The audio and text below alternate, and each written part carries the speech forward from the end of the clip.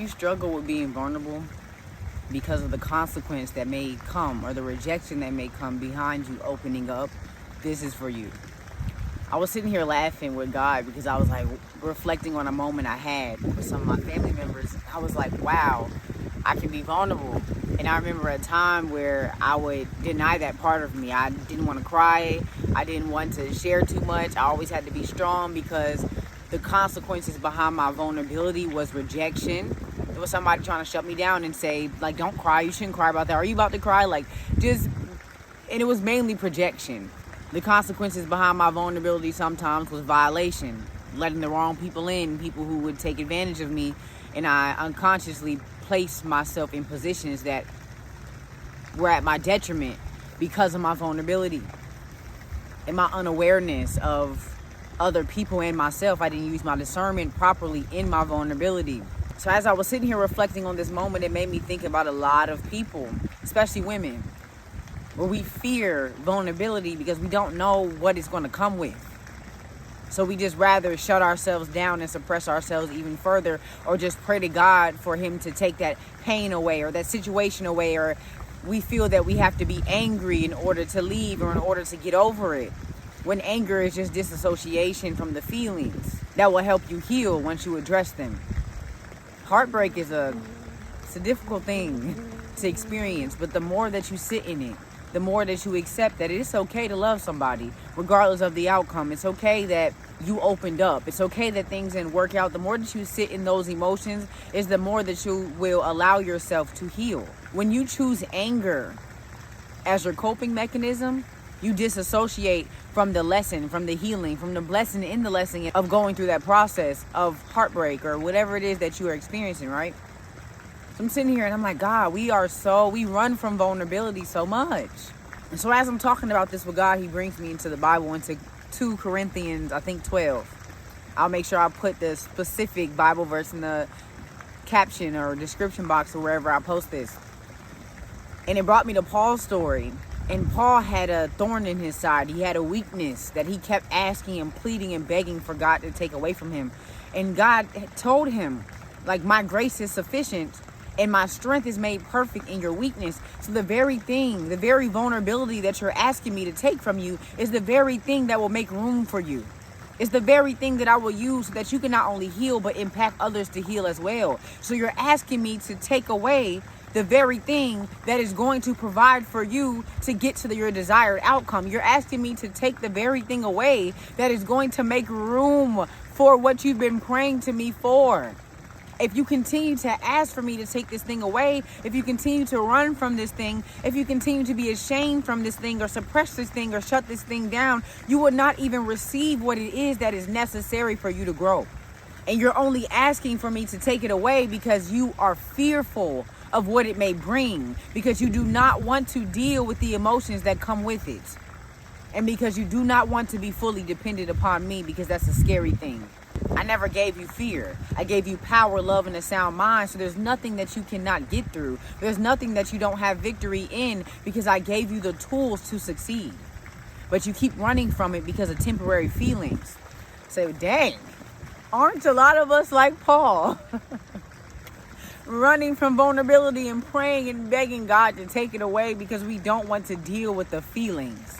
We'd rather be angry so that it will seem easier for us to get over and get under somebody else and then have to deal with twice the trauma because we never pause to say it is okay for me to be in this place. It only changes my today, but it does not change my tomorrow unless I don't deal with it. Victory is yours. It's guaranteed. God's word does not return to him in vain. And this could all sound cliche or repetitive, but God says the same things over and over because he wants you to recognize that he's not a liar. He doesn't have to change his story. He doesn't have to change his promise. He doesn't have to change anything because he means what he says. He's absolutely sure about it. He just needs you to believe in what he has said. God has guaranteed us victory. Exodus 14:14. All that is required for us to obtain this victory, all that is required for us to stand in this victory is stillness. And stillness does not mean that you're not doing anything. You're not working towards anything. You're just waiting on God. Is what a lot of us have been tricked into believing. I'm just waiting on God. And God is like, I'm waiting on you. Even in your waiting season, everything that you've prayed for is ready for you. It's on standby. But if you are to receive what God has promised you before it's time, before you are equipped and prepared to receive it, you will fumble it. You will self-sabotage. You'll get the money and you'll spend it effortlessly without thought, and then be asking God for more because you didn't even invest into what you prayed for the money for. You didn't even invest into what you worked for the money for, because it's one thing to pray, but prayer and works go together. They're not separate from each other. So it's not just about praying and just sitting around waiting on God. No, you have to align yourself and you have to get up and work and not continue to look back to yesterday, because God's already handled that. And if you keep focusing on yesterday or tomorrow and when it's going to come, then you'll lose sight of the present moment and what God is placing on you to prepare for. The waiting season is all about preparation. And preparation is stillness, because you're not focused everywhere. You're focused on one specific thing. You're focused on a specific place that God is calling you to. And your focus is coming through what you're doing currently. So for a lot of people, God is calling you to stop suppressing yourself and to speak up. And every time you go to speak up, you are afraid because you don't know if you're going to say the right thing. You don't know who's going to judge you. You're thinking about the many times you've embarrassed yourself or you spoke up and you were rejected. You're too caught in yesterday, when you need to be caught up in the moment of now to know that God has called you for such a time as this. So in the preparation season right now, God is having you speak up about the little things. He's training you so that when he places more and more things for you to speak up about, it'll be effortless for you, because in the waiting season, you spoke when he said speak. You didn't allow your mind state from past experiences to keep you suppressed and say that you're not worthy enough to speak on this. You won't allow rejection to stop you.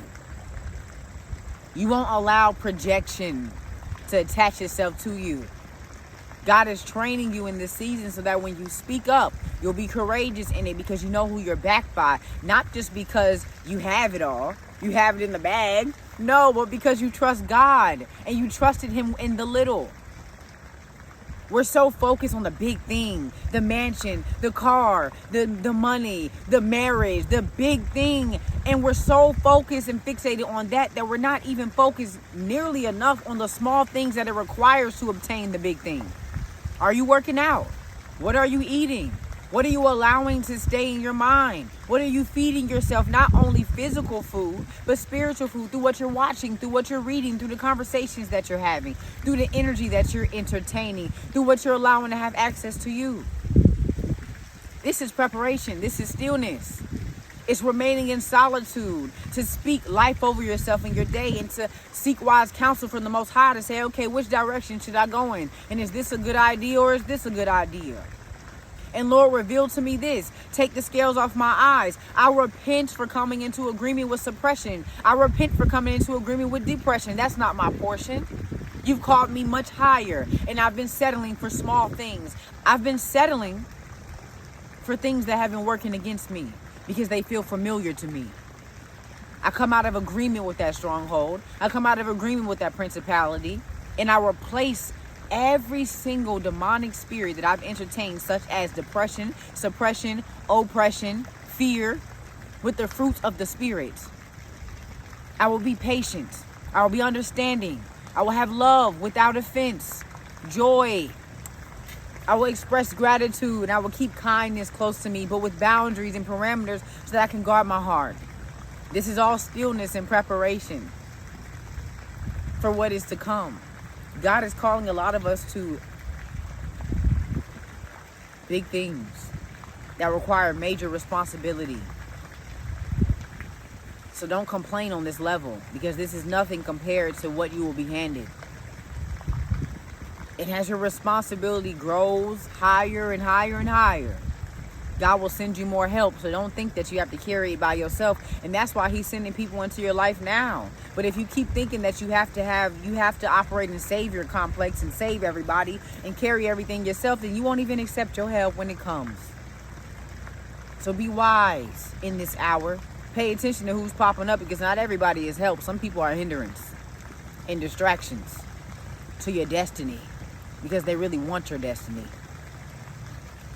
And you keep comparing yourself and being envious of what they have monetarily, when that means nothing. Money is really dumb. God gives it to us because we know that, because he knows that people pay attention to that more than anything. So it's required for you to get his word in there. It's required for you to impact people a different type of way. It's required, so he'll give it to you in an abundant amount to where you don't even see, you're not even idolizing it. You don't even care. You'll hand money out recklessly is what it seems like to other people. But to you, you know God is providing for you in an infinite amount. There's no lack there.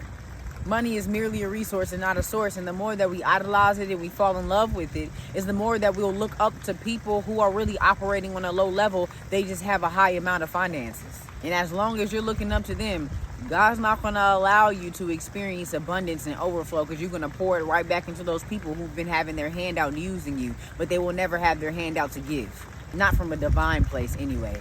Just enough to keep you latched and confused to think that they actually care for you. Vulnerability is a superpower. And if you embrace it and you accept it and you protect it, you will see how powerful it is and how impactful it is to the masses. Everybody around you will be changed by it. So don't suppress it, but protect it. Guard your heart and lean not on your own understanding. That means you need to seek wise counsel from the Most High. Ask him to reveal who is around you. Stop trying to get comfortable around that energy you do not feel comfortable around. It's for a reason. Pay attention. Don't be so quick to speak about it. Sit in it and take it back to God. Write down what you have picked up on, so that you can reflect on that when you take it back to God, so that you won't forget or be so easy to push it away when times are good. Vulnerability is a superpower. Utilize it. But apply every lesson that you have learned thus far, because you don't have to keep doing the same thing over and over. God had to whoop me with that lesson. He had to keep telling me, girl, you do not have to keep going back to the same place. You don't have to keep dealing with the same spirits in different bodies. You don't have to keep doing that. You've been learning this, and I was teaching you early. But because you were running from the pain that came with the lesson, you disassociated from applying it. So you had to keep going through it time and time again until you got to the point where you were tired. And you never had to be. He had to whoop me with that. I'm not getting whooped with that no more, okay? I'm tired of that belt. So don't run from your feelings. Embrace them. Don't allow them to lead you or make decisions for you. But take them into consideration. They play a part in understanding and awareness of yourself as well as the situation.